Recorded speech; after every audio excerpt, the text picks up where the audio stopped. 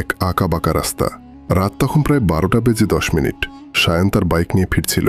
চারপাশ একদম নিঝুম, শুধু ঝিঁঝি পোকার ডাক আর বাইকের ইঞ্জিনের শব্দ। হঠাৎ রাস্তার মোড়ে হেডলাইটের আলোয় সায়ন দেখল এক বৃদ্ধা দাঁড়িয়ে আছে। পরনে ধবধবে সাদা শাড়ি, কুচকানো চামড়া আর হাতে একটা পুরনো লণ্ঠন। সায়ন ভাবল, এত রাতে এই নির্জন রাস্তায় বৃদ্ধা একা কি করছে।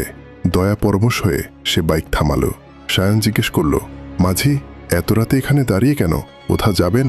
বৃদ্ধা ফিসফিস করে বলল, বাবা, আমায় একটু সামনের শ্মশান কালী মন্দিরের কাছে নামিয়ে দিবি?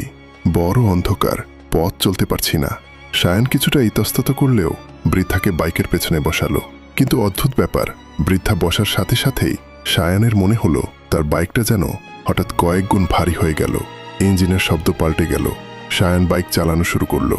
আয়নায় তাকিয়ে সে বৃদ্ধার মুখ দেখার চেষ্টা করল, কিন্তু কুয়াশার কারণে কিছু স্পষ্ট দেখা যাচ্ছিল না। হঠাৎ সায়ন খেয়াল করল চারপাশের আবহাওয়া যেন অস্বাভাবিক ঠান্ডা হয়ে গেছে। তার গাড়ির কাছে কেউ যেন বরফ শীতল নিঃশ্বাস ফেলছে।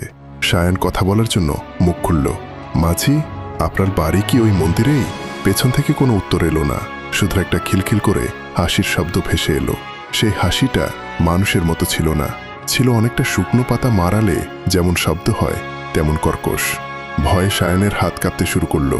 সে বাইকের গতি বাড়িয়ে দিল। হঠাৎ সে সামনের লুকিং গ্লাসে একটা বীভৎস দৃশ্য দেখল। আয়নায় দেখল পেছনে বৃদ্ধা নেই, বরং একটা লম্বা হাড় জিপজিরে ছায়া বসে আছে, যার চোখ দুটো আগুনের গোলার মতো জ্বলছে, আর তার হাত দুটো ধীরে ধীরে সায়নের গলার দিকে এগিয়ে আসছে।